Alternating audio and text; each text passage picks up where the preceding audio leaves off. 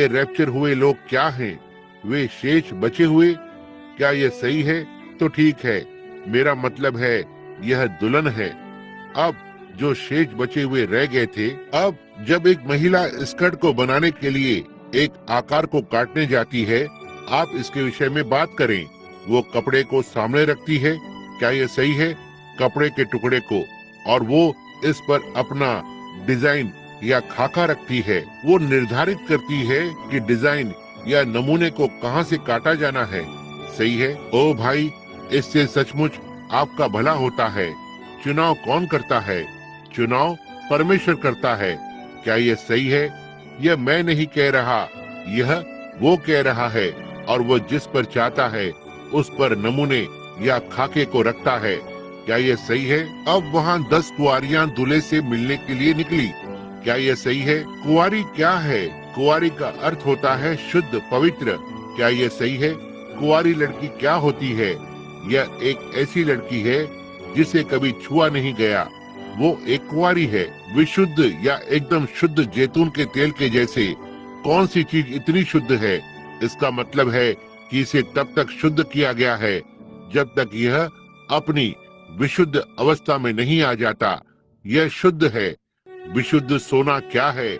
यह तब होता है जब सारा कचरा ये गर्मी और हर चीज से होकर जाता है और सारा कचरा बाहर निकाल देता है। क्या ये सही है? सारा लोहा और लोहे जैसा धातु और बाकी का सब कुछ उबाल कर बाहर किया गया है, तब ये अपनी शुद्ध अवस्था में होता है। अब वहाँ दूल्हे से मिलने के लिए 10 जन निकले। यीशु ने ऐसा कहा। क्या ये सही है? कितने लोग इससे सहमत हैं? कहें आमीन। 10 जन उससे मिलने निकले। अब देखो, वे सभी पवित्र थे। खैर, पवित्र होने के लिए उनका पवित्रीकरण होना ही था, क्योंकि यही एकमात्र साफ होना है। पवित्र धारा जो परमेश्वर के पास है, जो पवित्रीकरण है। क्या यह सही है? अब देखो, उन सभी 10 को पवित्र किया गया था, लेकिन 5 के दिए में तेल नहीं था और 5 के दिए में तेल था। क्या यह सही है? तेल किसे दर्शाता है? अब ना ही पवित्रता को, विशुद्ध अवस्था को। तेल पवित्र आत्मा का प्रतिनिधित्व करता है। अब यदि मैं यह कहूँ और ये कुछ ठेस पहुँचाता हूँ, पर मेरा अर्थ उस तरह से नहीं है जैसा मैं कहता हूँ। अब आप मुझे क्षमा करें और कलीसिया से दूर न होना। मैं यहाँ केवल आपकी सहायता करने का प्रयास करने के लिए पुलपिट पर हूँ, समझे? अब देखो, मैं आपको दिखाता हूँ, धरती पर ऐसी कोई कलीसिया नहीं है जो अब इतनी शुद्ध हो सकती है उनकी तुलना में जो नाजरीन की शिक्षाओं में पिलग्रिम होलीनेस और उनमें है। क्या यह सही है? वे पवित्रीकरण की शुद्धता में पूरी तरह से विश्वास करते हैं। न ही यहाँ तक कि उनकी महिलाएं भी अंगूठियां और कुछ भी पहनती हैं। शुद्धता और पवित्रीकरण हर तरह से वे इसमें विश्वास करते हैं। होलीनेस संगठन, सारे नियमवादी, यही उनकी शिक्षा है। वे इस पर विश्वास करते हैं। पवित्र महिलाएं लंबे बाल और लंबी स्कर्ट पहनती हैं। पुरुष को यहाँ तक अपनी आस्तीन को भी ऊपर नहीं चढ़ाना चाहिए। उनमें से बहुत से हैं, हर एक चीज यहाँ तक स्पर्श भी नहीं करते। धूम्रपान, शराब, कुछ भी, इनमें से कुछ भी नहीं। देखिए, पवित्र आप कोई साफ जीवन नहीं जी सकते। लेकिन वही नाजरीन कलीसिया, यदि कोई मनुष्य कलीसिया में अन्य जुबान में बोलेगा तो उसे दरवाजे से बाहर निकाल दिया जाएगा। और उन्होंने कहा कि वे उनमें से किसी के साथ बैठेंगे भी नहीं। अब यह सच बात है। आपको यदि विश्वास न हो तो एक बार जांच कर देख लीजिए, एक बार पता करें।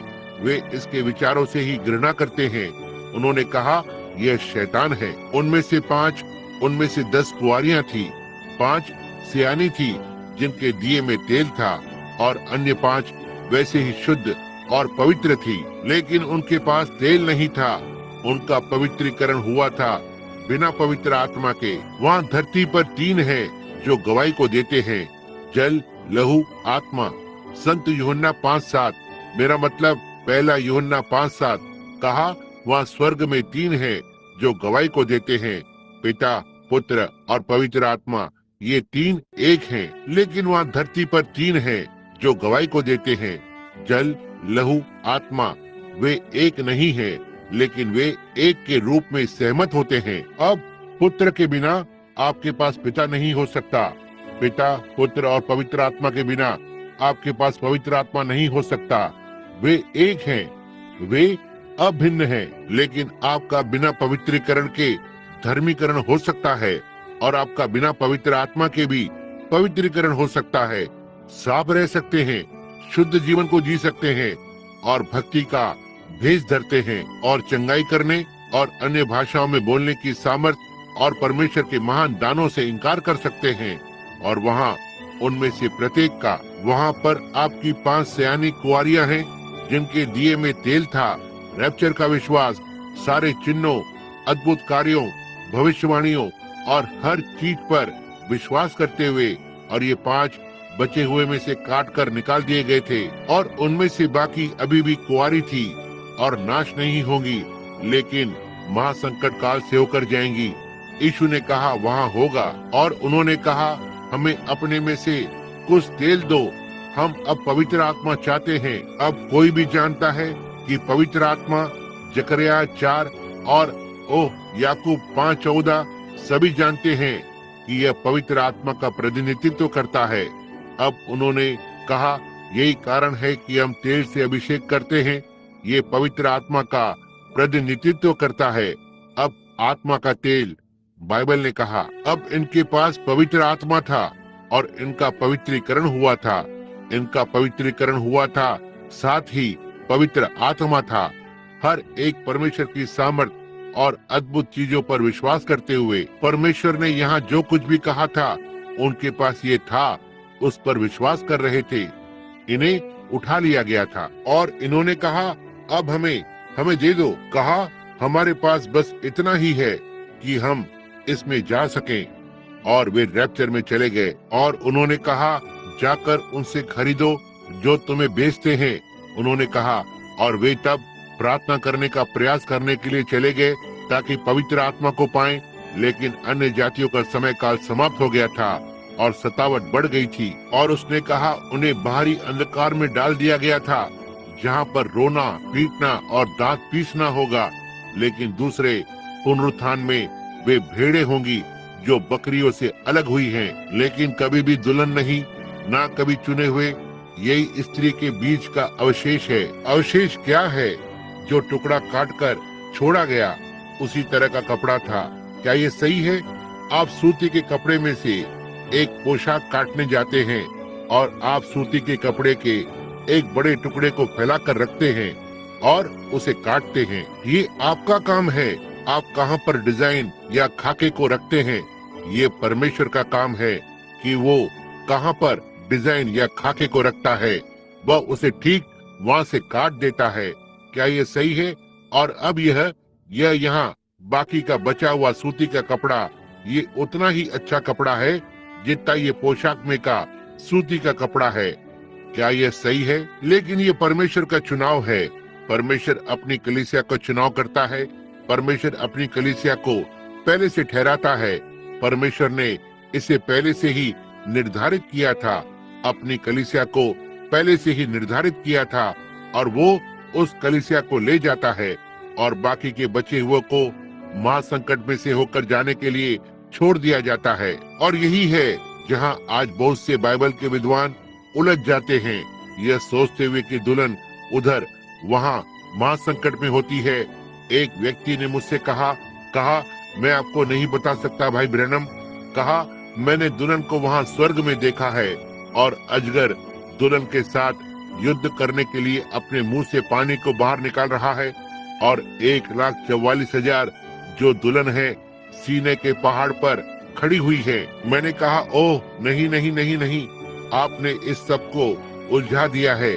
दुल्हन स्वर्ग में थी और स्त्री के बीज का अवशेष, न ही वो डिजाइन या आकार नहीं, वहाँ पर बचा हुआ अवशेष था और सतावट थी रोमन साम्राज्य की। जब कैथोलिकवाद संगठित होगा और वे बड़ी कलीसिया के साथ उनकी शक्तियों को एकजुट करेंगे। क्यों? उन्होंने इसे ठीक यह एक रात टेलीविजन पर आया था। मेथोडिस्ट कलीसिया, मेथोडिस्ट और बैप्टिस्ट और पूरे क्राइस्ट की सारी कलीसियाओं को एकजुट करने का प्रयास कर रही है। कैथोलिकवाद के साथ एकजुट होने की कोशिश कर रहे हैं और एक सामान्य वेदी के सामने खड़े होने की। बिशप ने क्या कहा जब वहां उस पर एक रात एक साम्यवाद होने का मुकदमा चलाया गया?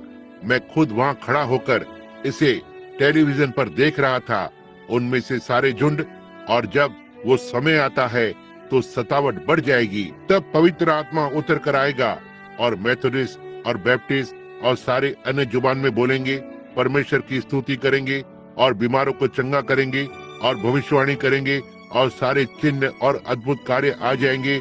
चुने हुए लोग ऊपर जाएंगे और बचे हुए लोगों को महासंकट में से होकर जाने के लिए यहाँ छोड़ दिया जाएगा। और समय के अंत में जब वे देखेंगे कि क्या हुआ है तो उन्हें शहीद होना पड़ेगा। तब देखना। आप कहते हैं, अच्छा अब भाई ब्रैनम, क्या आपका मुझे बताने का अर्थ यह है कि ऐसा होने वाला है कि वे लोग होंगे जो सफेद न्याय के सिंहासन पर वहां उपस्थित होंगे? वे होंगे। दुल्हन का कभी भी न्याय नहीं किया जाएगा। नहीं श्रीमान, वो मसीह में है। आप मसीह में कैसे आते हैं? एक आत्मा के द्वारा हम सभी एक देह में बपतिस्मा लेते हैं। क्या यह सही है? अब देखो, यहाँ पर देखना। बाइबल ने कहा न्यायी बैठ गए और किताबें खोली गई थी। क्या यह सही है? पापियों की किताबें, और एक और किताब खोली गई थी जो जीवन की किताब है, और प्रत्येक मनुष्य का न्याय उसी अनुसार किया गया था। क्या यह सही है? और न्याय कौन कर रहा था? यीशु और संत। उसने कहा वो सेवक के पास आया जो हमारा प्राचीन है, जिसके बाल ऊन के समान है, और कहा 10,000 गुना 10,000 उसके साथ आए और न्याय में उसकी सेवा की। यहाँ यीशु राजा और रानी के रूप में लौटते हैं। विवाह पूरा होता है और वो विवाहित हैं। यहाँ राजा और रानी खड़े हुए हैं और वहाँ वो पवित्र झुंड खड़ा होता है। परमेश्वर ने कहा यहाँ मेरी दाहिनी ओर खड़े हो जाओ। यही है, किताब खोली गई थी। जो पापी थे मेरे बाईं ओर आ जाओ। यहाँ पर वे लोग हैं जिनके नाम मेमने के जीवन की किताब में लिखे गए हैं। आप कहते हैं भाई ब्रैनम, मेरा नाम वहाँ पर लिखा है, मैं जाऊंगा। एक मिनट रुकना। यहूदा इस्करियोतियों का पवित्रीकरण हुआ था। भाई अब जाग जाओ, चिमटी ले लो ताकि आप इसे समझ सको। आप देखो, यहूदा इस्करियोती, उसकी आत्मा आज मसीह विरोधी है। आप ये जानते हैं, यीशु परमेश्वर का पुत्र था, परमेश्वर से आया और परमेश्वर के पास लौट गया। यहूदा विनाश का पुत्र था, अधोलोक से आया और अधोलोक में लौट गया। यीशु पश्चाताप करने वाले पापियों को अपने साथ ले गया। यहूदा अपश्चातापियों को अपने साथ ले गया। यदि तुम हो, यदि तुम एक दिव्य चंगाई करने वाले हो तो ऐसा करो। यदि तुम ये हो तो वैसा करो। देखें, यह परमेश्वर के वचन पर प्रश्न चिन्ह लगाता है। अद्भुत कार्यों के दिन बीत गए। यदि ऐसा है तो मुझे इसे दिखाओ। यदि देखा, यह सब सच है, परमेश्वर ने कहा। अब देखो, यहूदा इस्करियोती विश्वास के द्वारा धर्मी ठहराया गया और प्रभु यीशु मसीह पर विश्वास किया और बपतिस्मा लिया। बाइबल ने कहा यीशु ने अपने चेलों को बपतिस्मा दिया, तो ठीक है। संत यूहन्ना 17:17, इससे पहले कि वो उन्हें बाहर भेज पाता, उसने कहा, पिता उन्हें सत्य के द्वारा पवित्र कर, तेरा वचन सत्य है। और वो वचन था। यहाँ तक इससे पहले प्रायश्चित को किया गया था। दूसरे शब्दों में, एक पूर्व दर्शन के नाई, पिता मेरे अपने बहाए गए लहू से मैं इन्हें पवित्र करता हूँ। उसने उन्हें अशुद्ध आत्माओं पर सामर्थ्य दी और वे निकल पड़े और उन्होंने दुष्ट आत्माओं को निकाला। क्या ये सही है? और उन्होंने बीमारों को चंगा किया। क्या ये सही है? और वे वापस लौटे पवित्र किए हुए, आनंदित होकर, उछलते हुए, जय जयकार करते हुए और परमेश्वर की स्तुति करते हुए। क्या ये सही है? और कहा, यहाँ तक कि शैतान भी हमारे अधीन है। और यीशु ने कहा, तुम इसलिए आनंदित न होना कि शैतान तुम्हारे अधीनता में है, लेकिन आनंद मनाओ क्योंकि तुम्हारे नाम स्वर्ग की पुस्तक में लिखे गए हैं। क्या यह सही है? और यहूदा इस्करियोती उनके साथ था। उनमें से एक बुलाया गया, पवित्र किया गया और उसका नाम मेमने के जीवन की किताब में लिखा गया था। मत्ती 10 पढ़ें और देखें कि क्या यह सही नहीं है। उसने उनमें से हर एक को बुलाया और यहूदा को और उनमें से हर एक को ठीक वहां पर बुलाया। उसने उन्हें बाहर भेजा, उन्हें अशुद्ध आत्माओं के विरुद्ध सामर्थ्य दी। अब देखो, अपने आघात से प्रभावित न होने वाले वस्त्र को पहन ले। लेकिन जब यहूदा उस कलीसिया में से होते हुए ठीक वहां पर आया, कलीसिया के खजांची के रूप में पास्टर के साथ काम करते हुए यीशु, लेकिन जब ये पेंटिकॉस्ट का समय आया तो उसने अपने रंग को दिखाया। उसने दिखाया कि वो क्या था और उसके विषय में पर्याप्त शालीनता के साथ उसने अपने आप को ही नष्ट किया और गुल्लड़ के पेड़ पर लटक गया ताकि भविष्यवाणी को पूरा करे। और यहूदा की आत्मा ठीक वहां आगे तक आएगी और प्रभु यीशु पर विश्वास करेगी। जैसे यीशु ने कहा, शैतान विश्वास करता है और कांपता है। वो सीधा वहां तक आएगा और पवित्रीकरण को सिखाएगा, उतना ही शुद्ध पवित्र जीवन जितना यह हो सकता है। लेकिन जब ये पवित्र आत्मा के बपतिस्मा और आत्मा के दानों पर बात आती है तो वह इससे इनकार कर देगा। वो हर समय अपने रंग को दिखाएगा। वहां पर यह आत्मा है। और यीशु ने कहा, सावधान रहना। मत्ती 24, फिर से दो आत्माएं एक दूसरे के इतने नजदीक होंगी कि यह चुने हुओं को भी भरमा देगी। क्या यह सही है? जहाँ पर वो डिजाइन या खाके को बिछाया जा रहा है, भाई बेहतर होगा पुराने चलन पर विश्वास करें। पवित्र आत्मा के प्रचारक जो यहीं पर हैं और परमेश्वर के साथ संबंध सही कर लें, यह सही है। भक्ति के भेष को धरकर और उसकी सामर्थ का इनकार न करें। आमीन। हर एक जन अच्छा महसूस कर रहा है? हालेलुया। आइए कुछ समय के लिए खड़े हो जाएं। कितने लोग उससे पूरे हृदय से प्रेम करते हैं? अपना हाथ उठाएं, कहें, प्रभु की स्तुति हो। प्रभु, मैं पूर्व सुसमाचार पर विश्वास करता हूँ। मुझे आपका सेवक होने में सहायता करें। Hallelujah, hallelujah. क्या आप उससे प्रेम करते हैं? बाइबल में वे एक महिला ने मुझसे कहा, एक लड़का, वो हो सकता है आज रात सुन रहा होगा, वो सड़क के उस ओर ही रहता है। वो वहाँ ऊपर आया और बहन लूला जो यहाँ कलीसिया में आती थी, वो वहाँ पीछे जय जयकार कर रही थी। मैं प्रचार कर रहा था, भाई नेविल, और उस लड़के ने मुझसे कहा, अब वो यहाँ फर्स्ट बैप्टिस्ट कलीसिया में संडे स्कूल के शिक्षक थे। उन्होंने कहा, बिल्ली, मैं आपके उपदेश का आनंद ले रहा था। इतना तक कि वो महिला रोने और चिल्लाने लगी, धन्यवाद यीशु, प्रभु की स्तुति हो। और कभी तो एक बार कहा, किसी व्यक्ति ने कहा, भाई सेवाड़ चिल्लाए, प्रभु की स्तुति हो, आमीन। और मैं अपने जन्म सिद्ध अधिकार को खोना, इस पर प्रचार कर रहा था। एसाव ने अपने जन्म सिद्ध अधिकार को बेच दिया और मैं आगे बोलते जा रहा था और वे बस चिल्लाते जा रहे थे, चिल्लाते जा रहे थे। और कहा, कहा, इससे बस मेरी पीठ के ऊपर ठंड होने लगती है। कहा, मैं इसे बर्दाश्त नहीं कर सकता। मैंने कहा, भाई, यदि तुम कभी स्वर्ग जाते हो तो जमकर मर जाओगे। मैंने कहा, स्वर्ग में दिन और रात निश्चय ही जय जयकार होती रहती है और ये सही है भाई। ओह हाँ श्रीमान, आमीन। तो ठीक है भाई नेविल, परमेश्वर आपको आशीष दे। ठीक वहाँ पहुँच जाएं और यह आपका है। देखो,